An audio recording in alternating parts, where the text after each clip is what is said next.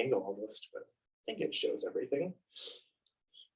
Okay, well, good morning. Welcome. Thank you for coming to this brief lesson of 30 minutes or more or less, kind of depending. Either way, it's free. So, Speed lesson. So this morning we are going to be talking about this time period between Acts and Constantine, which is the emperor of the Roman emperor who made Christianity legal. And we're really going to kind of focusing on this idea of Christian persecution in this time period, because this is something that I thought I knew a lot about. And it turns out, at least from this class I've taken, from a lot of the readings I've done for this class, it's like, oh, this is not what I thought it was. So I thought, just before we move into, oh, hold on, there it is. The notification on the presentation computer. There we go. So I thought it'd be fun to kind of maybe reflect as a class on what we might have been told is happening. Closed caption on. So what are some ways you have heard about Christians being persecuted in like the early church after the time of Jesus? Thrown in jail. Thrown in jail. Eaten by lions in Colosseum. Colosseum torture and death. Okay, so Others were like Jesus, they were crucified. crucifixion. And mostly by the Romans. Okay. So yeah, so that's a lot of the stuff that I've heard my The entire gory life. stuff. Yeah, it's like oh, the Christians were so persecuted after the time of Jesus because they were this crazy religion and all this. So it's like, the Roman government is out to get them. The Jewish leaders are trying to kill them, as we kind of see in the Paul, he was stoned in a temple one time, and then people being martyrs for the faith. Mm-hmm. So those are some of the common thematic items, at least that I grew up with, and it sounds like y'all kind of did too. So before we really dive into what was going on with the government and whatnot, talking about early Christian practices. So there's this document that was found in the 18th century called the Didache, which kind of starts to show an early structure of the church. Now, keep in mind that the church, like after the time Jesus went global. I mean, it was all over the world, and there was no fast form of communication. So everything was kind of varied a little bit. There's some little difference in practices and beliefs and understanding about who Jesus is what Jesus' teachings meant. So there's like an early form of structure that was built, but there was no centralized form of like church governance to tell them, it's like, actually, this is what you have to follow. But this is one of the earliest examples we can find of any sort of structure. So it shows there being like something like elders. It shows that like what you're supposed to be doing during communion, some moral and ethical stuff to that. So that's just kind of what this is showing, building up. And with the early perceptions of some of this stuff, so the communion was actually, people were thinking the Christians were cannibals because they were talking about eating blood and the body all the time. It was like with all this communion stuff. And actually that persists throughout a lot of times when they would go to other countries in a less than kind manner and not explain what they were doing to people or with people. And so actually you can kind of see that cannibalism and kind of being speckled throughout history. But it was really kind of prevalent in this early practice, especially with the other Roman citizens or people in the Roman Empire. It's like, well, that's odd. I could see that, yeah. It was, and because that became because it was kind of a secret organization. I mean, it wasn't like an official religion or anything, but that wasn't necessarily the case. It was like, oh, it's for those who have heard about Jesus. Like, we don't necessarily have like what we do today, where it's like, oh yes, come on in, our doors are open. It's just like, oh, we're gonna go and meet over here and maybe invite a couple people, maybe not. We're gonna get into a little bit of why in just a moment there. And it was also strange for people because it was a monotheistic tradition. Now, the Jewish culture was around and existed. They kind of got some special privileges from the Roman government because they had existed so long. The Roman government was always kind of fascinated by these different things that had existed in history and kind of added some zaniness to it. But, they had specific things they had to follow to stay in line with the Roman government. But this whole idea is like, oh, there's another like monotheistic tradition that's coming out here. It's like, well, that's weird because at that time there was a bunch of different deities that people would worship throughout the empire. And, you would see variants depending on what region of Rome, the Roman Empire you were in, because it was a ton of different cultures all starting to come into one government system. So we'll dive in a little bit more in just a moment. Oh, come on. There we go. So the Roman government, early Christianity, probably one of the most common, like, evil people is like, ah, yes, they're coming to take the Christians and kill them. Well, during the 1st and 2nd centuries, so this is about the time, this is from the time after Jesus up until about 200, there was no formal edict from the government to seek out Christians. There was, there was issues of Christians being or facing trial from the Roman government if they were found to be in violation of the government's rules. But there was none of the emperors up until the 2nd century had said, go out, find the Christians and get rid of them. So we actually have a document that was uncovered. It is a correspondence between Pliny and Trajan. So Pliny was a Roman governor, and Trajan was the emperor of the time. This was taking place in about 110, 113 of the common era, or the era that we are in right now. So 110, 113 of this timeline. And so this correspondence is saying the governor coming up to, or emailing the emperor, yeah. Hey, Roman.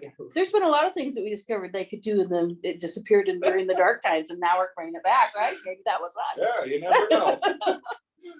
But so there was this letter that was sent from the governor to the emperor saying, it's like, hey, we've had this issue with these Christians. Never dealt with this before. Not sure what I'm supposed to do. Here's what I did do.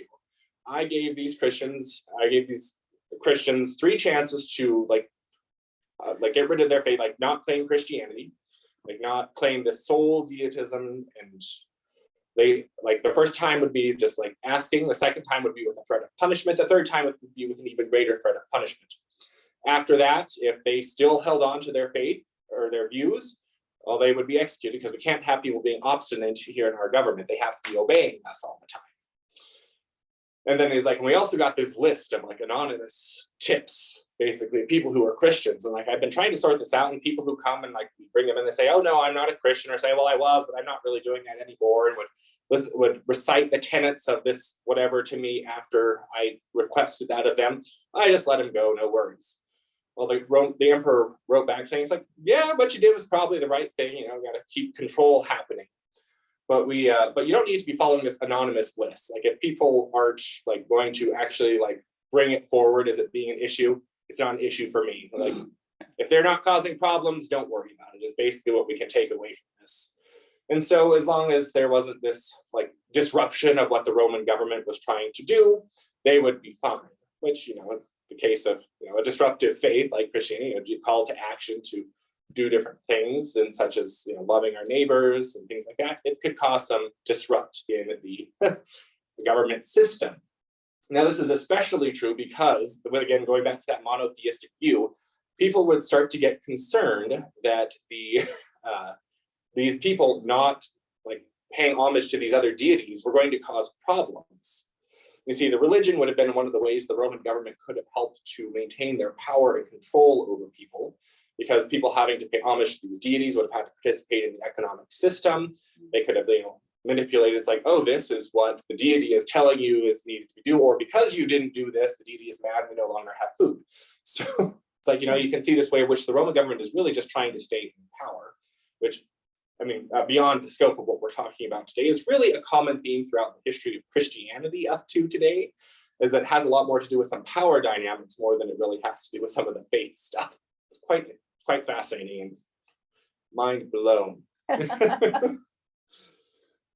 But yeah, so this, I mean, it's a really short correspondence in this textbook that we use. It only took up about a page and a quarter. So it was, I mean, the main body of it was Pliny telling Trajan, hey, here's what happened. And Trajan responding, it's like, well, they don't cause problems, doesn't bother me. If they're causing problems, take care of it. So, which, I mean, as you can expect, like beyond not even just thinking about any sort of faith aspect to it, in terms of governments, like people are causing major problems, like government's probably going to go do something about it.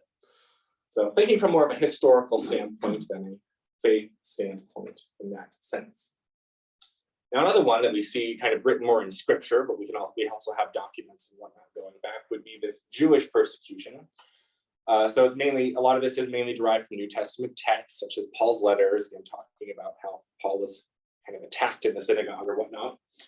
Well, this would kind of make sense based on the concerns of Jewish leaders. You have to remember, like, the Judaism got kind of some special privilege from the Roman government to still exist as they did, and kind of keep their monotheistic views and their interesting habits that other people would be like, well, that makes no sense. You have all these weird food laws, you have all these other laws. Like, what the heck is going on with that? Like there was none of this devotion to deities quite like in these other religions of the area, except for in Judaism and then into Christianity. So they would be concerned about losing their status and power, and then they'd also be afraid of being associated with these Christians because Jesus was a Jewish teacher. A lot of like the centralization of this, at least in the very early days, have been like they were Jewish people. All the disciples were Jewish. It's like they probably would have still been like in synagogues going like for the early times until they were like, you're causing a problem.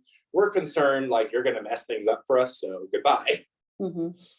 So, and it's like, it was all, again, kind of going back to that perception of what the Roman government is going to like, what is Rome going to say about this? What is going to be an issue for us in the future? It's like a lot of that will be, it's like, don't talk heretics, it's like, but, we can also see in the story of Jesus, where it's like, a lot of it had to do with those Jewish leaders' power. There's a lot of power dynamic in play in the history and action of religion. It's quite, again, I always just mind blown, kind of fascinating. It goes kind of in depth into that the human factor that really kind of messes things up a lot. Now there is this other aspect of it. You kind of hear a lot about people being martyrs for faith, especially in this early church time. And there was actually quite a few martyrs. People would be privileged to be a martyr, at least in the eyes of these people. It's like, I'm giving myself up for my faith, not going to give in to the 3 questions of Pliny or whatnot. I'm going to, take on the execution. Now, quite interestingly enough, a lot of the early records that we do have available are actually from women leaders of the church who were martyred. So there are several that are counted in this text that we were using for class. But it's like the martyrs of the line. So there's like this whole area where there are these women that were being martyred in terms of their faith. And there's also Perpetua and Felicity, a noblewoman and her maidservant. It's like this actually was written by Perpetua, and it actually records her journey up until the point which she is taken to execute. And then there's a little bit of a transition to how things are written. And so then someone else finished out the rest of her story talking about how she had been person, like her family was begging her, it's like, please just give this up, like come back to your kid. Like Perpetua had a child, and it was like they would allow her to nurse the child, but then the child was not in prison themselves. They would be released back to the family. But eventually Perpetua was killed. I think it actually took, if I'm remembering correctly, a couple years before they actually, from the time she was in prison to the time she was executed. But she would be leading people in worship and all this stuff in prison. So it's like it's really fascinating to see that women were actually very involved in the early church. And then there's kind of a dynamic shift, like a whole nother PowerPoint, probably another hour of things we could go into around that whole dynamic. Mm-hmm. But one of the things that I think is important to kind of mention going into this idea of women leaders, one of the issues that kind of caused them to be disruptors, they brought them into this being captured by the government, being sentenced and martyred, was the idea of being celibate. So that was kind of like the power movement, like thinking at the way the government was structured in Rome, like women were expected to be wives and care for the house, and yada, yada, yada, those like subservient roles that still kind of annoy into culture today. It's like it's like these women were kind of saying, it's like, well, no, I can be celibate and I don't have I can kind of focus on my faith and God, all of this, which I think actually eventually led into the picture of why there are nuns in the Roman church. It's like, oh, women don't want to follow into this, like this pattern of, like have the child run the house. It's like, well, you go be an academic, you have to go be a nun. It's like kind of coming from this. And there is actually some Christian fiction from this time. It's a story called Paul and Thecla, where it's saying this woman became celibate and then she started getting these like amazing powers because of her celibacy. Again, it's like it was, so it was kind of a common thing that was starting to trend throughout, and that disruption in like what the government wanted, again, led to more people being captured, which is actually probably why you see a lot of women leaders being captured, because of this aspect of it's disruptive to what we have set as the Roman government. Right. Like the darn Roman government, it all comes back to that, but not quite in the way we always thought it. So like, oh, there's no edict until about 50 years before Constantine legalized Christianity. that is about the time that the government formalized persecution. Like Christianity kind of became almost a scapegoat in terms of like, some things were happening. It's like, well, what group are we going to cast this on? But and again, they had been starting to be even more and more of a disruption because the faith was growing. It was a global phenomenon. And even at this time, there was like missionaries going to China. So, I mean, there is like, this is a big thing that's happening. Kind of sense like, it still wasn't probably been like the main line thing that was going on, but enough to cause a bit of a thorn in the government side. So it's like, okay, end of that. We're gonna get rid of this. So about over the course of 250 years from the time of Jesus to about the legalization of Christianity, there was about 200 years of that where it's like, if they're a disruption, we'll take care of it. If not, whatever. Then the last 50 years where we really get into what we're thinking about it. It's like, they're like breaking open the doors and finding the hidden Christians. It's like, again, probably not as dramatic as Hollywood would have us think, but because, thinking about the entirety of the Roman government, it's like they have a lot to deal with. It's not just Christianity is their only problem. It's like, they've taken all these people from all these different areas who have like never connected before. And now they're all part of one government system. And people are traveling all over the place and they're trying to build a road and they're trying to, there is all this stuff that Rome is trying to accomplish. And it's like, this is just one aspect of what they are dealing with. So in terms of kind of the presentation form of this, like kind of just concluding with, persecution was not as big as we are generally expressed. Yes, it existed, and it was probably capitalized on a lot more than it is. Like, oh my gosh, look at this horrible thing. How often is that what we do in our human ways? Like, oh my gosh, this thing happened. Like, we have to tell everyone, make it a big deal. As compared to, it's like, okay, well, it's like, yeah, it was a big deal, perhaps for these people, and it's like, and I'm not trying to downplay any sort of major incidents that happen in the world today, but just thinking about, it's like, well, this person kind of was like knew what was going to happen. It's like, and again, not blaming them. It's like I wouldn't want to give up my faith on that anyway, but thinking just more from like trying to step back from this idea of like the strong faith and whatnot, thinking historically, thinking about what these people were like, they knew, they were told. It's like, okay, like this was kind of known this was going to happen. It just kind of blew up a little bit here. The Jewish leaders were not, it wasn't just because like, oh, they're different. There was like some variances throughout Judaism. It was because they didn't want to have issues with the Roman government. Again, going back to Rome, and could still face the punishment of this at discretion, but it wasn't that Hollywood break down the door, turn over the basket, find the hidden door on the floor under the carpet, and find all these Christians in the basement. But and then martyrdom did exist and did happen.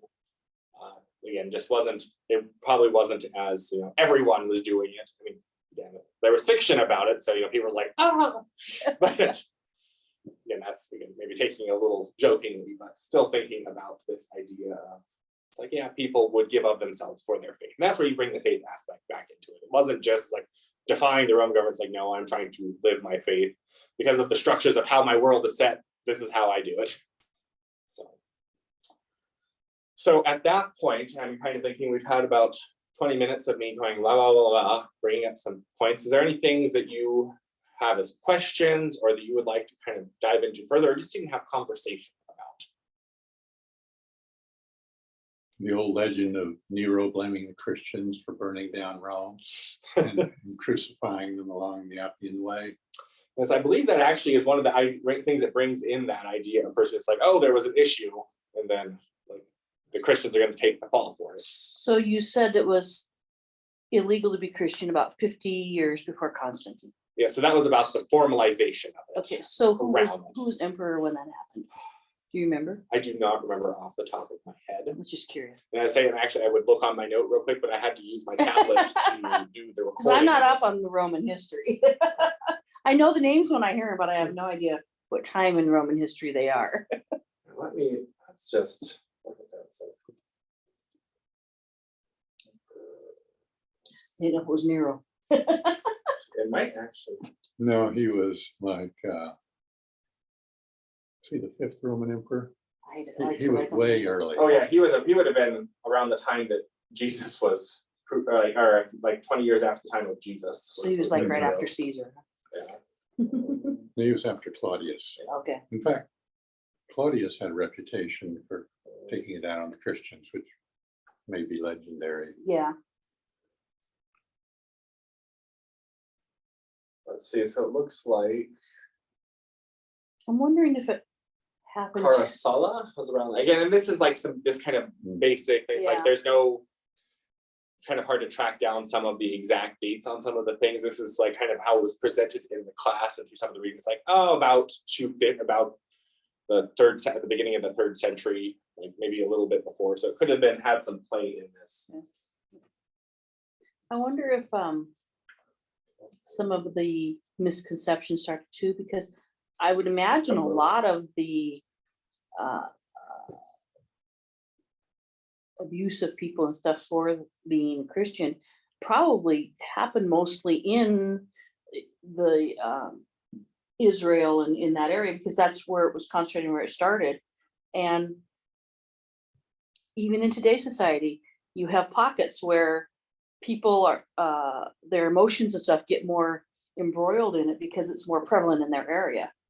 And so I wonder if those are the stories that we hear mostly, and we associate it with Rome, but it might have been not actually in Rome. It was out in the outer reaches. I don't know.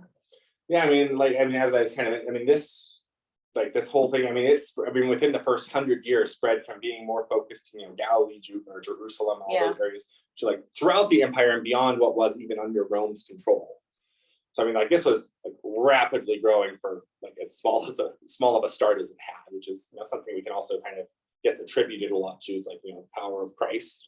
That's like, hey, we have this rapid expansion of this like podunk religion, if you will, or podunk to like sect of this religion. But yeah, no, I think it's, I think what you bring up is a good point. Even if we weren't necessarily thinking of like the Judaism, it's like these people who are having these other deities from their areas. It's like, oh, well, this isn't what I believe. This is I think that would make perfect sense into that matter. Like you said, the letter with Pliny, his area had an issue. And so it wasn't all over. And I would say, I could imagine that even if there was no formalized like sentencing of like Christian, like to pursue Christianity, is like there definitely could have been emperors who was like, Discrimination. it's like, go after him. I don't use it, but like, there's no like, this is the edict, all areas must go after this. It's like, it was just like, you're like directly in front of me. I don't like you. Goodbye. Yeah. It's like power.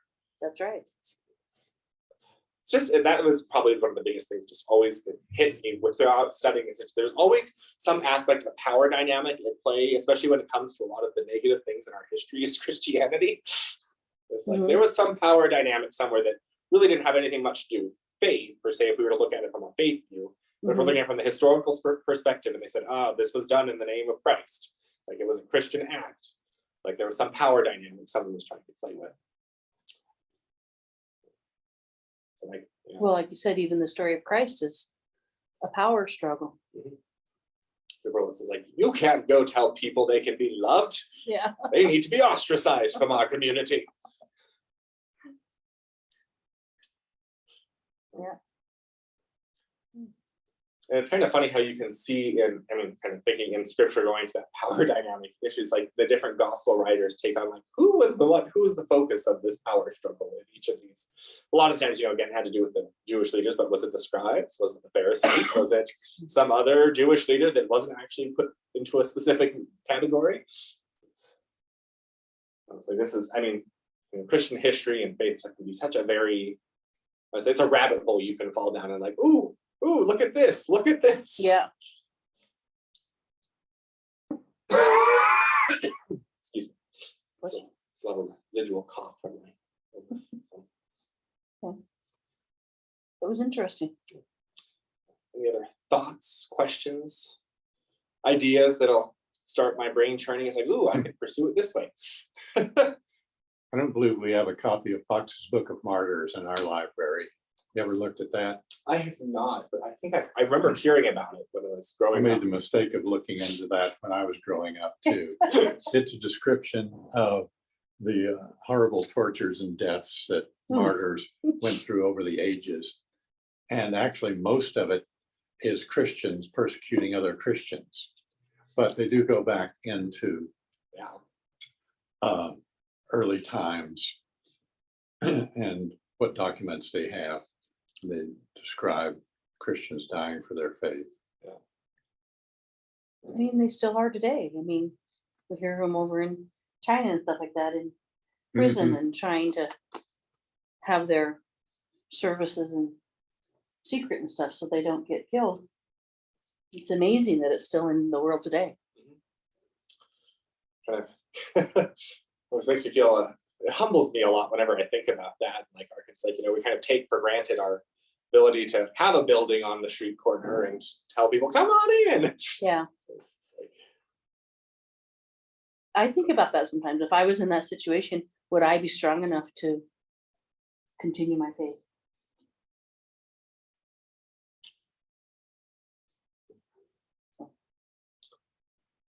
okay, well, thank you so much for coming and participating today. I greatly appreciate it, and we'll see how heavy-handed the professor is on my grading things. Okay.